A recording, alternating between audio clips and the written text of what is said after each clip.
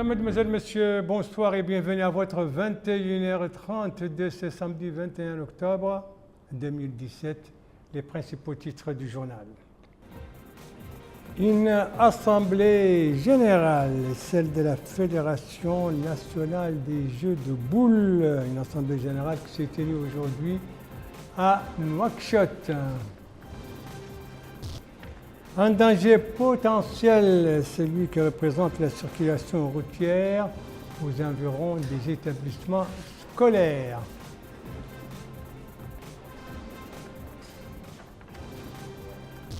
Et puis 2 attentats meurtriers, ceux qui ont ensanglanté hier l'Afghanistan, 89 morts, tous deux dans des mosquées.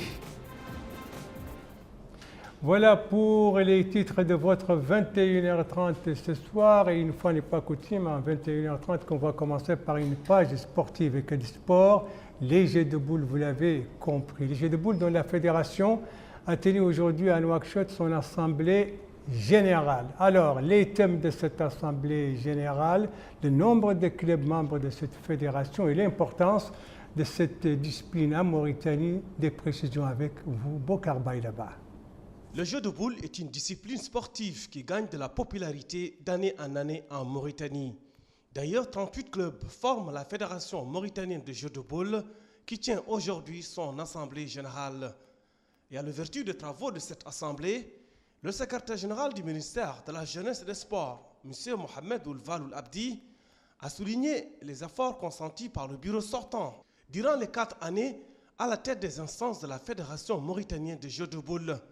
Il a en outre indiqué que le département ne ménagera aucun effort pour appuyer ce sport en vue de la réalisation de plus de succès et de performances au niveau international. Autre intervention, c'est celle faite par le président de la Fédération mauritanienne de jeux de boules, M. Cheikh Nemaoul Ahmed, qui a passé en revue la gestion et l'organisation de compétitions nationales, le volet relations internationales, soulignant les succès et acquis importants réalisés dans ce domaine, tant sur le plan national qu'au plan international. Pour rappel, 1326 pratiquants des jeux de boules sont affiliés à la Fédération mauritanienne de jeux de boules, signe que cette discipline sportive attire davantage d'adeptes. L'Assemblée générale d'une journée s'est tenue aujourd'hui donc à Nouakchott et qui devait aboutir à l'élection d'un nouveau bureau et bien sûr faire le bilan de l'activité du bureau sortant. Après le sport, la culture, avec cette soirée donc littéraire organisée dans le cadre de la coopération entre le Centre culturel égyptien à Nouakchott et l'Association des poètes mauritaniens. Donc cette soirée a été organisée hier soir au centre de cette soirée, bien entendu, le poète égyptien Ahmed Chokri. Plusieurs exemples d'ailleurs de sa poésie ont été présentés à cette soirée qui a vu la participation de nombreux intellectuels, poètes, littéraires et journalistes. Voilà une page médicale dans ce journal, une page médicale consacrée aux médicaments. Et quand on parle de médicaments, 2 questions taraudent chacun d'entre nous, à savoir le prix de ces médicaments et surtout leur qualité, et cela une fois l'ordonnance en main médicale.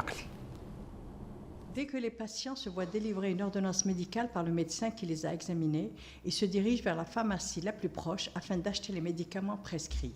Le souci premier des malades est d'une part le prix du médicament qui peut varier d'une pharmacie à une autre, et la seconde préoccupation, c'est de pouvoir s'assurer que le médicament acheté n'est pas un placebo, qu'il est authentique et non mzawar. Cette citoyenne demande au gouvernement et aux personnes en charge de l'achat et de l'écoulement des médicaments de s'assurer de la qualité du produit pharmaceutique. Sinon, dit-elle, les malades resteront malades. Les médicaments ayant été l'objet de trafic dans leur composition, s'ils ne sont pas périmés. Il est important, dit-elle, d'en connaître le fabricant, la date de péremption et que la chaîne de froid ait été respectée, car parfois les médicaments restent exposés au soleil des heures durant au port sur des pousse-pousse, même si après les pharmacies disposent de climatiseurs. Nombreux sont les malades et même les médecins qui ont perdu confiance en la qualité des médicaments vendus, résultat des opérations dénuées de toute éthique qui entourent le marché du médicament avant d'être vendu. À cet effet, les pouvoirs publics ont mis en place des mesures en ce qui concerne la conservation proprement dite du médicament et sa vente. Ce pharmacien souligne que les médicaments doivent être conservés à une température moyenne de 25 à 30 degrés, préservés de la lumière et de la poussière dans un lieu propre. Nombreux sont aujourd'hui les pharmacies avec des étagères en aluminium dont les portes sont fermées, ayant un climatiseur en état de marche 24 heures sur 24. En dépit des nombreuses mesures prises pour l'écoulement et l'amélioration des conditions de vente, nombreux sont les critiques en ce qui concerne les mesures prises pour la préservation de la santé du citoyen. Melek Alakli, vous restez avec nous pour nous parler d'un autre souci pour les citoyens et particulièrement pour les parents. Cette fois concerne la circulation routière et sa sécurité, particulièrement aux abords des établissements scolaires. L'insouciance des enfants face à une circulation parfois chaotique. Le danger est constant pour les enfants qui doivent slalomer entre les voitures afin de traverser la rue au péril de leur vie lorsque l'établissement scolaire est situé le long d'une artère ou non loin d'elle. Les choses se corsent lorsqu'ils sont en retard, d'autant que les conducteurs de voitures ne se sentent pas réellement concernés par le danger que leurs véhicules peuvent représenter. Cette mère souligne qu'il devrait y avoir un espace de 4 mètres entre l'établissement et le goudron. De plus, les voitures se mettent sur le trottoir, ce qui complique les choses. Il y a beaucoup de circulation, dit ce jeune homme. Et si nous sommes en retard, dit-il, nous avons beaucoup de difficultés à traverser la rue. Personne ne s'arrête. Pour peu que l'on tombe, c'est la catastrophe, dit-il. Au sein des établissements, les mesures sont prises pour assurer la sécurité des enfants, mais qu'en est-il à l'extérieur? Le directeur des études au lycée 2 d'Arafat, M. Mohamed Mokhtar ou Mohamed Abdallahi, souligne que l'école est responsable de la sécurité de l'enfant au sein de l'établissement. Néanmoins, ces dernières années, certains établissements ont bénéficié de mesures prises par le gouvernement pour diminuer le trafic routier autour des infrastructures scolaires. Certains établissements privés ont, à leur niveau, tenté de trouver des solutions. Le secrétaire général du syndicat de l'enseignement privé, M. Mohamed El-Mokhtar Oul Mohamed, souligne que c'est un défi important à relever, d'autant que les conducteurs ne sont pas prudents. De plus, 99% des écoles privées sont situées dans des propriétés destinées à l'habitation.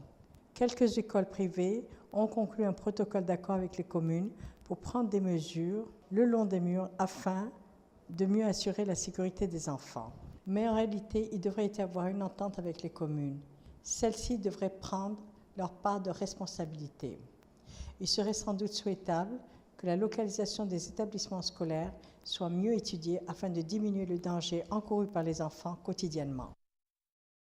Voilà, merci de suivre les JTF de Mauritanie. La suite du journal avec ces bombardements entrepris aujourd'hui par l'aviation israélienne contre des positions syriennes dans la wilaya, dans la région de Konetra. Alors, ces bombardements ont été confirmés par le ministère syrien de la Défense qui dit qu'il n'y a pas eu de victimes et des dégâts matériels. Et Israël justifie ces bombardements par les tirs d'obus sur la partie du Golan occupée par Israël à partir du territoire syrien. Le reste de l'actualité internationale nous conduit en Chine avec là-bas le 19e congrès du Parti communiste qui se tient depuis mercredi dernier et avec l'Afghanistan avec ses 2 attentats meurtriers hier à Kaboul et au centre du pays, bilan 89 morts. Donc l'actualité en bref et en images en compagnie de Bokar Baïlaba.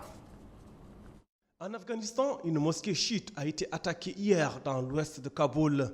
Selon un dernier bilan, 56 personnes ont été tuées et plus de 55 blessées. L'attentat a été revendiqué par le groupe Daesh. L'attaque a commencé en début de soirée. Un kamikaze s'est fait exploser dans la mosquée Imam Zaman au moment où les fidèles étaient rassemblés pour la prière du soir. Une mosquée sunnite a été également attaquée dans le centre du pays. Au moins 33 personnes ont été tuées dans un attentat suicide. Selon le gouverneur de cette province méridionale, il pourrait s'agir d'un règlement de compte. Le grand rendez-vous quinquennal du Parti communiste chinois s'est ouvert au palais de l'Assemblée du peuple à Pékin. Président de la République, président de la Commission militaire centrale et secrétaire général du Parti communiste chinois, Xi Jinping, s'est exprimé devant près de 2300 délégués pendant 3 heures et 30 minutes. Ainsi, il a estimé que le développement de la Chine se trouve dans une importante période stratégique dont les perspectives sont rayonnantes tout en étant confronté à des défis très sérieux. Le 19e congrès du Parti communiste chinois ouvert donc depuis le mercredi dernier à Pékin. Et vous savez que le congrès du Parti communiste, c'est l'événement phare de la politique chinoise et en tout cas un congrès à l'issue duquel le président Xi Jinping est assuré d'avoir un nouveau mandat de 5 ans, lui qui est au pouvoir donc depuis 2012. Voilà, ce journal est à présent terminé. Merci à vous, Madame, Mademoiselle, Monsieur, de l'avoir suivi. Merci bien entendu aux équipes rédactionnelles et techniques qui ont participé à sa conception. Je vous en rappelle les principales informations. Ici, c'est cette assemblée générale de la Fédération nationale des jeux de boules qui s'est tenue aujourd'hui à Nouakchott et qui devait aboutir à l'élection d'un nouveau bureau.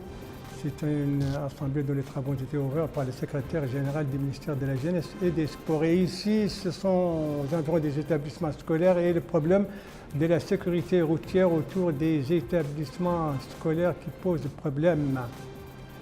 Et ici, ce sont ces deux attentats meurtriers qui ont ensanglanté hier l'Afghanistan, deux attentats tous deux dans les mosquées qui ont fait en tout 89 morts et 55 blessés.